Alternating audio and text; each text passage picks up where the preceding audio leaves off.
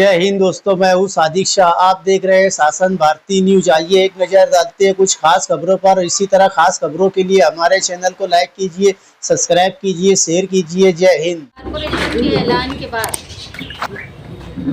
आज corporation election की उम्मीदवारी के तारीख से समाजवादी पार्टी के उम्मीदवारों की पहली लिस्ट जाहिर की जा रही है।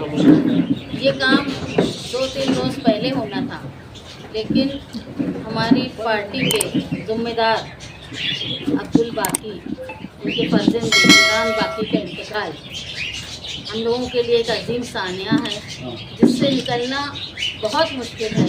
एक ऐसा ख़ानदान जो तीसरी पीढ़ी साथी निहाल अहमद साहब के साथ काम कर रहा है, जो इस्माइल सागर के बाद अब्दुल बाकी और अब्दुल बाकी के बाद इमरान बाकी, ये हम लोग अपने आप को बहुत खुशनसीब समझते हैं कि मुसलसल वो ख़ानदान जो है निहाल साहब के चाहने वाले और हमारे लिए फ़ायदेमंद और शहर की खिदमत करने का काम करता था। एक ऐसा नौजवान जो मुसलसल अपने काम से लोगों का दिल जीता करता था, उसका अचानक इंतकाल होना ये समाजवादी पार्टी के लिए और शहर के समाजी सियासी तबके के लिए एक बड़ा झटका है।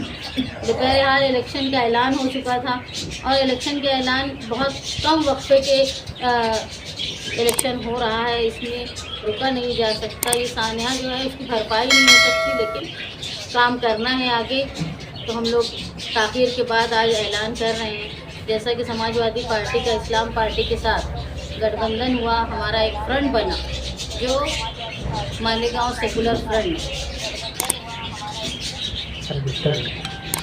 मालेगांव सेकुलर फ्रंट बना। ये फ्रंट का बनना वो शहर में ओहदा पाने के लिए या सियासत में सबकत लेने के लिए ये फ्रंट नहीं।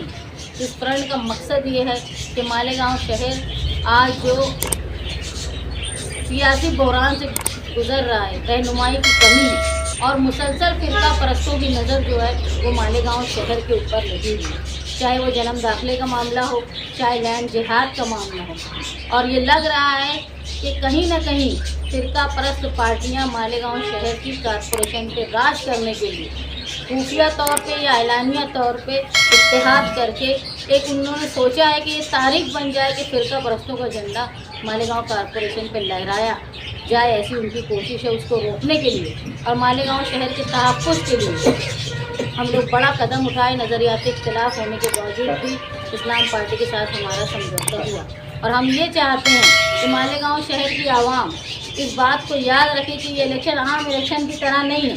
ये इलेक्शन सिर्फ ओहदा और कॉरपोरेशन में कॉरपोरेटर्स की तादाद ज़्यादा है या मेयर बने सिर्फ इसलिए नहीं, ये मालेगांव शहर के तहफ़्फ़ुज़ के लिए। जन्म दाखिले में जो लोग परेशान हैं वो सिर्फ यहीं तक महदूद रहेंगे ऐसा नहीं। मामला ये है कि अगर 3400 लोगों का जन्म दाखिले कैंसिल हो जाते हैं, उनके ऊपर FIR हो जाती है, तो ऐसे मौके पर SIR का आना और वोटर लिस्ट में अगर हम 2002 की यादी में नाम बताते हैं लेकिन हमारा जन्म दाखिला ही कैंसिल है, तो उसको किस तरह वैलिड माना जाएगा। और दूसरा, बीजेपी ने जो कहा है कि वो ऐसे लोगों को जो SIR में अपनी शहरियत साबित नहीं कर पाएंगे, उनका आधार कार्ड कैंसिल कर देंगे, उनका राशन कार्ड कैंसिल कर देंगे। इसका मतलब है कि एक आदमी की गलती से, एक औरत की गलती से पूरा खानदान जो है वो SIR में फंस सकता है। ये बहुत संगीन मसला है। मालेगांव शहर की बड़ी आबादी है जो बिना लेआउट में खेती की जगह पे रह रही है, एक उतारे पे कई लोगों को उतारे, इसको लैंड जिहाद का नाम देकर फिरका परस्त हमला करने की कोशिश कर रहे हैं, जिसमें मैं मानती हूँ सैकड़ों मसाजिद और मदारिस हैं और उन पर भी आफत आने की बात। इसलिए हम लोग ये फ्रंट बनाए हैं। हमारे जो इत्तेहाद हुआ है वो इसलिए हुआ है कि मालेगांव शहर में आवाम का तहफ़्फ़ुज़ और तरक्की दोनों का काम हम मिलकर करेंगे। हम ये समझते हैं कि हम तालीमी और कानूनी मालूमात रखते हैं और हमारे साथी जो है वो दबंगई करके कानून को नाफिज करने में हमारी मदद करेंगे। इस बात पर हमने इत्तेहाद किया। आज हम समाजवादी पार्टी के पहली लिस्ट जाहिर कर रहे हैं उम्मीदवारों को। इसमें प्रोफेसर अहमद अयूबी सर वो हैं जो प्रोफेसर रहे, प्रिंसिपल रहे, जो वार्ड नंबर 13 इस्लामपुरे से उम्मीदवारी कर रहे हैं। जायदा अशफाक अहमद, ये वार्ड नंबर 14 से उम्मीदवारी करती हैं। ये सालों से तालीम देने का काम करती हैं और वो खिदमत अजीम खिदमतगार है। आप अगर पूछेंगे उस इलाके में नया पूरे में तो लोग जानते हैं कि हर घर से उनका ताल्लुक है, तालीम याफ्ता है। सबिया मुजम्मिल वफाकी वार्ड नंबर 14। सबिया मुजम्मिल वफाकी जो मुअल्लिमा है वो माजी में भी कॉर्पोरेटर रही हैं तो समाजवादी पार्टी से वार्ड नंबर 14 में। Yahya Abdul Jabbar ward number 16। यहिया अब्दुल जब्बार सालों से समाजी काम में अपनी खिदमत अंजाम देते हैं। शहर के ज्यादातर लोग उनको जानते हैं उनकी खिदमत की वजह से। अंसारी जायदा बानो शकील अहमद मगा मेंबर वार्ड नंबर 16। इनके शौहर भी माजी में मेंबर रहे, काउंसिलर रहे हैं। Ward number 18। उसके बाद मुसद्दिका यासीन सरदार। मुसद्दिका यासीन सरदार जो है वो आमिन सरदार की भतीजी वार्ड नंबर 18 से। यानी आप ये समझिए कि शब्बीर सेठ खानवादे से है। शब्बीर सेठ की पोती। हम उनको सारे खिलाफात के बाद सियासत में नई पहल होना चाहिए, तमाम लोगों को इन नजरियात को जिंदा रखना चाहिए। इसलिए हमने कोशिश की कि शब्बीर सेठ खानवादे से भी हमारे पास लोग आए और वो मालेगांव जिस तरह माजी में उन्होंने तामीरात का काम किया है मुस्तकिल में करने की कोशिश करें, क्योंकि हमने उनके घर उनकी पोती को उम्मीदवारी दी। Ansari Rahil Ahmad Mohammad Hanif ward number 19। राहिल हनीफ जो मैं जानती हूँ, मेरे बचपन में मैंने हनीफ मेंबर का वो 1991 की बॉडी में चुन के आए। उनका बड़ा काम था मालेगांव शहर में औसत भ्रष्टाचार। इतना बड़ा भ्रष्टाचार था म्यूनसिपलिटी के वक्त में जब 300 से ज्यादा लोग कारपोरेशन म्यूनसिपलिटी की नाकिस दवाओं की वजह से मारे गए थे। इसके अंदर इन्होंने निकाला था। जिम्मेदार हैं हमारी समाजवादी पार्टी के युवा के अध्यक्ष हैं। और आखिरी शान हिंद निहाल अहमद वार्ड नंबर 3। ये हमारी 8 लोगों की 8 उम्मीदवारों की पहली लिस्ट है। ये लिस्ट आप देखिए, इसमें तजुर्बेकार जहाँ जरूरत पड़ती है मालूमात रखने वाले, ये ऐसी लिस्ट है जिसमें प्रोफेसर भी हैं, टीचर भी हैं, एक सियासी खानदान से ताल्लुक रखने वाले लोग भी। हम ऐसे लिस्ट बनाए हैं, ऐसे उम्मीदवार दिए हैं जो शहर के लिए अपने आप में जो हुनर है, अपनी काबिलियत है, उसको शहर के लिए और पार्टी के लिए इस्तेमाल करें। ऐसे हम से ज्यादा वार्ड नंबर 16 से यहिया अब्दुल जब्बार, वहाँ पे तो ऑलरेडी उनका इस्लाम पार्टी के 4 कैंडिडेट दिए गए हैं। समाजवादी पार्टी की लिस्ट है और समाजवादी पार्टी के पार्लियामेंट्री बोर्ड ने यहिया अब्दुल जब्बार साहब को उम्मीदवार दिया। गठबंधन वहाँ पे नहीं रहेगा। दोस्ताना गठबंधन। ये पहली लिस्ट है, दूसरी लिस्ट कब आएगी?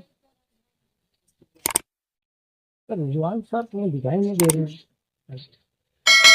गठबंधन जो है होता है ना, वो समझौते के लिए होता है। समझौते में बहुत कुछ समझना पड़ता है।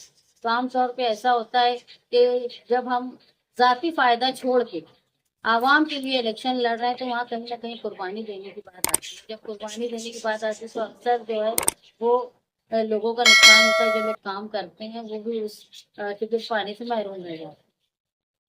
मैडम, अगर जल्दी से जल्द सभी उम्मीदवारों के नाम अगर डिक्लेयर होते हैं तो उनको भी वक्त मिलेगा काम करने के लिए, प्रचार करने के लिए। आप देख रहे काफी तेजी से इलेक्शन है। शायद उम्मीदवार एक ही जगह पे होते हैं तो वहाँ समझा के ऐलान करना ये बेहतर होता है। पार्लियामेंट्री बोर्ड जो है वो हर तरह का फैसला पार्लियामेंट्री बोर्ड कर रहे हैं समाजवादी पार्टी का। उन्होंने मुझे ये 8 लोगों की लिस्ट दी है कि मैं आप लोगों को बताऊं।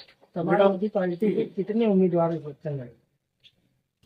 साधारण बात ऐसी है कि एक मजमूई तौर पे शहर में उम्मीदी तौर पे चल रहा है कि हमारी इतनी सीटें उतनी सीटें, लेकिन मैं आपको फिर बोलूंगी कि हमारी दोनों पार्टी का ये नजरिया ये है कि फिरका परस्तों को रोकने के लिए हम ये इत्तेहाद कर रहे हैं। अगर जरूरी लगता है कहीं कि हमारे सिंबल से हमारे गठबंधन को फायदा होगा तो वो कुर्बानी इस्लाम पार्टी देने के लिए तैयार है।